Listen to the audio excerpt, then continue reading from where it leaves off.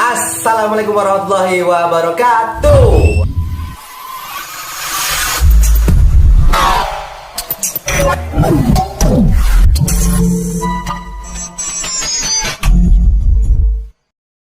Wah, bertemu lagi dengan saya, bisa disebut Mr. Arga. Iya. Untuk pagi ini kita mau mengekspor salah satu pemuda yang sukses dalam perburungan.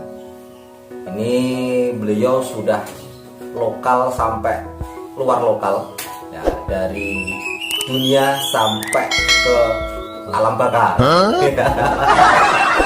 Jadi siapakah beliau? Kita nanti akan bahas beberapa trik-trik dan susah payah, jerih payah sampai sukses, sampai perburungan ini bisa dipakai untuk kehidupan sehari-hari dan bisa memberi contoh untuk teman-teman. Salah satunya adalah yang ada di kita sudah bertemu sama orangnya yang saya sebutkan tadi, yaitu dikenal dengan sebutan Cak Yeng. Selamat pagi Cak Yeng. Selamat pagi menjelang siang. Bagaimana kabar hari ini? Alhamdulillah kabar baik.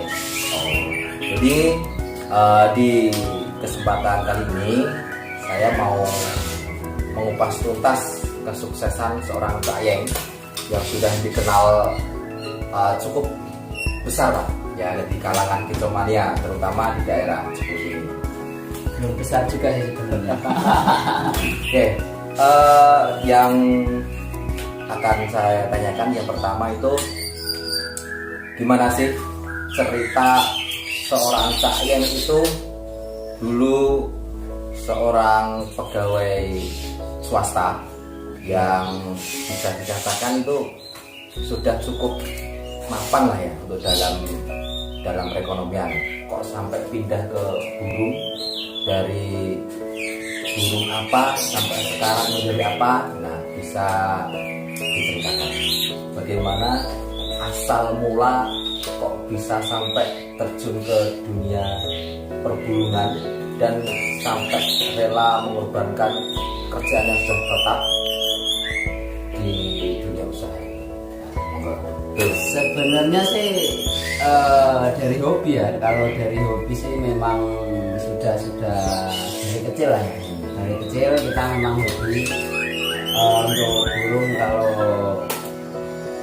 dulu kan belum musim ternak atau menangkap burung seperti sekarang belum ada. Nah, dari situ kita punya ide, atau yang lebih pasti ya kita mencontek teman-teman di luar sana, lebih kayaknya kok burung ini prospek ya, menjanjikan gitu kan, menjanjikan. Akhirnya waktu itu saya kan bekerja jadi perantau lah di Jakarta. Sekitar tahun merantaunya sudah lama, cuman saya belajar ternak burung atau memelihara burung itu semenjak di tahun 2000-an. Nah, 2000-an itu saya mulai melihara burung sambil merantau, sambil bekerja. Berarti yang pertama itu yang dirawat atau pertama kali itu burung apa itu? 2007 mau menginjak 2010 itu sudah murah sih, cuman murah-murahnya dulu masih jarang orang yang menangkar. Jadi kebanyakan dulu saya nyarinya beli murai hutan seperti itu. Beli murai hutan, saya pelihara, lumayan, sudah mapan jual lagi seperti itu sambil kerja. Terus di tahun 2010 itu ada lovebird kan, baru-barunya lovebird itu. Nah, 2010 lovebird, mulai lovebird itu saya nyoba merah lovebird, saya piara, cuman waktu itu masih dibilang murah ya, adanya kan dulu josan seperti itu lovetnya, belum ada warna-warna. Terus menginjak tahun 2014-15 itu kan muncul lovebird warna. Nah, warna ada lutino, albino itu sudah mulai banyak tapi masih mahal waktu itu. Sampailah pada warna itu di warna GS, BS itu puncak-puncaknya warna di situ. GS itu mahal, BS mahal. Setelah itu BS kalah dia, ada baru datang yang namanya viola. Nah dari situlah asal mulanya kita agak lumayan lah maksudnya di biola itu kan harganya kan lumayan pantasnya itu kalau biola. Pada waktu itu tahun 2017-an lah, 2017 saya baru berani beli biola karena ya memang kendala di modal, kita namanya perantauan nggak kuat lah untuk beli gitu ya, betul. Pada waktu itu saya pun nggak kuat beli yang indukan atau dewasa. Saya mulai dari beli yang loloan umur 1 minggu saya beli. Itu sama sekali belum ada ilmu betan ya. Betan ya. Belum. Itu baru tahu dari teman-teman aja. Oh begini lobet begini harganya begini mahal banget lobet. Langsung berani ambil gitu. Saya coba tes itu beli anakan 2 ekor. 2 ekor itu pada waktu itu harganya sekitar 10 juta. Wah, 2 ekor 10 juta. Itu tahun 2017. 10 juta kan. Ini bisa pakai buat melamaran orang ya. No. Terus ya. Itu pun saya beli juga nggak lagi kondisi nggak ada duit, itu nggak punya uang lah. Punya uang baru balik dari kampung. Nah akhirnya ya mau gimana lagi, ya istri saya punya perhiasan sedikit, jualin semua, setelah jual untuk beli itu ya kita spekulasi, kalau memang kalah ya kalah, kita akan berhasil. Tapi istri mendukung ya? Alhamdulillah istri selalu mendukung selama itu apa namanya yang saya lakukan ini positif untuk keluarga. Berarti kunci pertama itu istri ya, jadi sebelum beli apapun istri yang pertama harus dirayu ini ya, jadi gitu. Nah terus habis itu, setelah itu saya beli 2. Rencana sih untuk mau saya ternak itu, saya ternak karena harganya mahal, pengenlah coba saya ternak nanti barangkali bisa beranak. Nah setelah saya pelihara 2-3 bulan, saya melihat di grup-grup kicauannya kan terutama lovebird warna. Nah itu harganya kok nambah tinggi, makin tinggi. Saya coba iseng-iseng post, saya posting ke grup. Nah di situ kok banyak yang nawar, banyak yang mau pantau, ternyata harganya sudah 2 kali lipat lebih. Nah, saya pikir-pikir kalau saya ternak ini nanti mungkin nggak ini harganya akan stabil, dan saya secepat apa saya bisa cuman burung 1 pasang untuk ditangkarkan paling enggak lama, dan saya terkendala di tempat juga. Nah namanya perantauan kan itu berarti masih belum punya tempat sendiri ya? Belum, perantauan kita cuma ngontrak 1 petak. Nah untuk hidup bertiga sama istri keluarga ya. Akhirnya saya jual itu harga beli pertama kan 7 juta ya, terus dijual menjadi 27 juta. betul. Itu selang berapa bulan itu kira-kira? Itu 3-4 bulan. Ini 3-4 bulan. Wow, baik. 3-4 bulan 10 juta itu kalau dulu menjadi 20 juta. Ini berarti ya mungkin berkahnya dari istri mungkin ya, selanjutnya itu ya. Jadi paling apa gini, pokoknya gitu ya, masuk gak balik, gak boleh di rumah, paling gitu. Betul. Ya mungkin teman-teman juga, kita mania juga mungkin merasa hal yang sama ya, bagaimana siri payah ya, kicomania, ada yang sukses, ada yang bontang banting, bagaimana karuan. Nah terus setelah di dunia lovebird, kok sekarang tiba-tiba dunia murai. Nah, dan ini bisa dikatakan sukses dunia murai, terutama murai ekor hitam ya, dengan istilah murai nias ya, Black tail. black tail. Terus juga ini dikenal juga dengan sukses membudidaya burung perkutut warna. Betul, perkutut Saya juga baru tahu, baru dengar ya. Perkutut warna itu bagaimana? Apa kayak burung empret yang diwarnai itu? Apa bagaimana? Saya juga nggak tahu ya. Jadi nanti kita kupas bareng-bareng ya, dari murai ekor hitam dan sampai ke burung perkutut warna.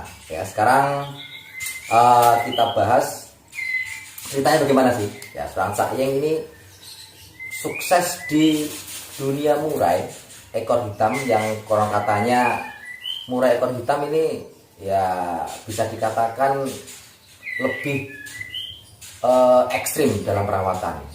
Nah, bagaimana untuk lanjutannya? Kita simak bareng-bareng bagaimana penjelasan dari Cak Yeng. Ya, dari pengalaman kita kupas tuntas, mudah-mudahan nanti bisa bermanfaat untuk kita, terutama untuk para kicau mania yang ada di seluruh Indonesia, terutama di daerah Cebu dan sekitarnya.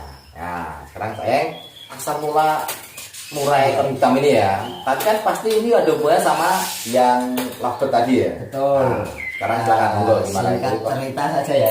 Jadi waktu itu setelah lovebird, ya lovebird singkat cerita lah. Lovebird biola saya memang mengikuti, tapi terus akhirnya kan biola turun nih, turun, dan saya nggak bisa mengikuti untuk lanjut ke lovebird warna yang lebih tinggi. Contoh sekarang mutasinya ada biola. Setelah biola itu biola, terus keluar PF, biola PF, dan mutasinya masih banyak lagi. Terus yang paling tinggi ini kan masih yang di Don Palo itu, apalagi kita malah nggak kuat sama sekali. Ya.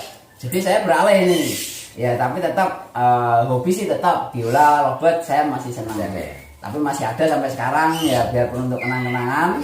Ya harganya kan sekarang biola sudah ya. sayur lah istilahnya, orang anak-anak sekarang bilangnya lovebird sayur, harganya 100-300 ribu seperti itu. Nah, setelah itu di tahun 2018, setelah harga lovebird warna mulai turun, nah di situ saya punya ide, untuk bagaimana kalau kita hidup di kampung dengan menangkar burung seadanya. Apa ini yang bisa kita jual untuk kehidupan sehari-hari di kampung? Sedangkan kalau di kampung kita kan tahu sendiri, ya kita mau bekerja apapun susah ya. Sekarang Apalagi keterbatasan ilmu kita, ya pendidikan kan ya nggak sekolah, kita nggak punya keahlian. Akhirnya saya pulang kampung itu tahun 2018 dengan meninggalkan, ya berat hati meninggalkan pekerjaan atau profesi di Jakarta yang sudah saya tekuni selama berpuluh-puluh tahun. Nah, seperti itu. Keluar sudah nyaman. Jadi seorang wirausaha itu kunci yang pertama, kita berani mengambil resiko tindakan, yang penting usaha, walaupun terjadi alam itu ya. Tapi alhamdulillah ini malah ketemu jalannya, ya, jalan kebenaran. Ya. Oke, terus lanjut di situ saya pulang belum ke murai dulu. Saya murai masih untuk ternak masih nol, saya belum punya pengalaman. Saya pulang itu belum berani saya beli murai karena murai harganya kan lumayan. Saya dapat info dari kakak saya yang di Ngawi. Kalau di sana ada yang ternak perkutut itu lebih mudah dan perawatannya lebih simpel, biaya operasional minim. Nah, itu perkutut ya. Perkutut warna itu tadi sebenarnya. Perkutut warna. Nah, di situ saya pulang langsung ya beli bibit dari sana, burung dari kakak saya. Saya bikin kandang waktu itu 20 pasang kandang, 20 kotak. Cuman isinya belum ada 20, baru 10 dulu. Ya karena apa ya, coba-coba dulu. Wah ini kalau saya beli banyak nanti nggak bisa produksi, saya repot. Saya beli 10 dulu, saya coba, saya pelihara sekitar 2-3 bulan sudah mau produksi karena saya beli induk. Nah dari situ di daerah Cepu kan belum ada. Ada sih, ada di daerah Cepu yang kota ada, cuman waktu itu saya belum kenal. Makanya saya kan belinya di Ngawi. Nah di situ. Itu pertama kali beli itu perkutut jenis apa itu? Itu saya beli warna putih sama warna hitam, Warna cemani ya. Tuh, dari situ saya coba, akhirnya perkutut jalan itu 10 pasang. Dalam 2-3 bulan sudah memproduksi. Setelah itu saya beli lagi sampai 40 pasang. Cuma 40 pasang aja itu. Sepasangnya kira-kira dulu berapa itu? Dulu itu yang putih saya beli 2 juta per pasangnya. 2 juta. Saya beli 10 pasang pertama. Per pasang 2 juta. 2 juta. Oh, Masya Allah. Beli 10 pasang pertama kali.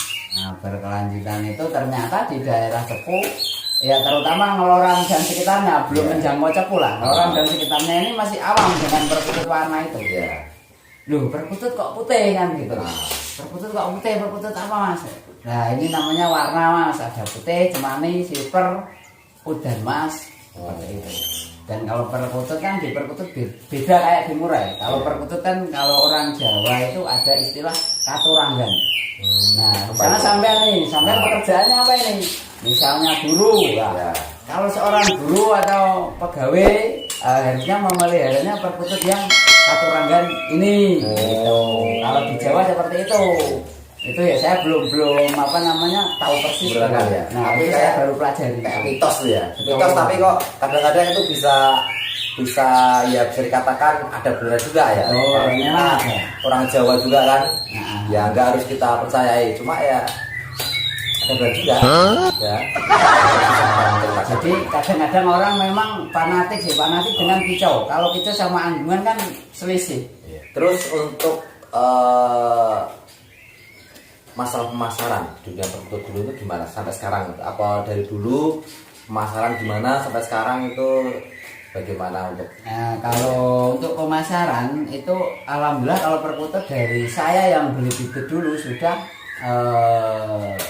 apa namanya dikasih masukan. Ini kalau perkutut gimana? Orangnya kan saya kan nanya seperti itu sebelum saya beli. Nah dia bilang tenang mas, kalau perkutut ada pengepulnya. Oh, gitu.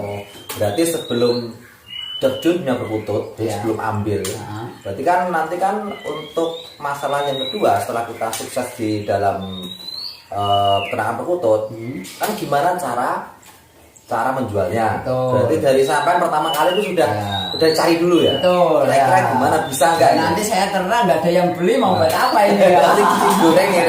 Masa mau sate perkutut? Oh begitu ya.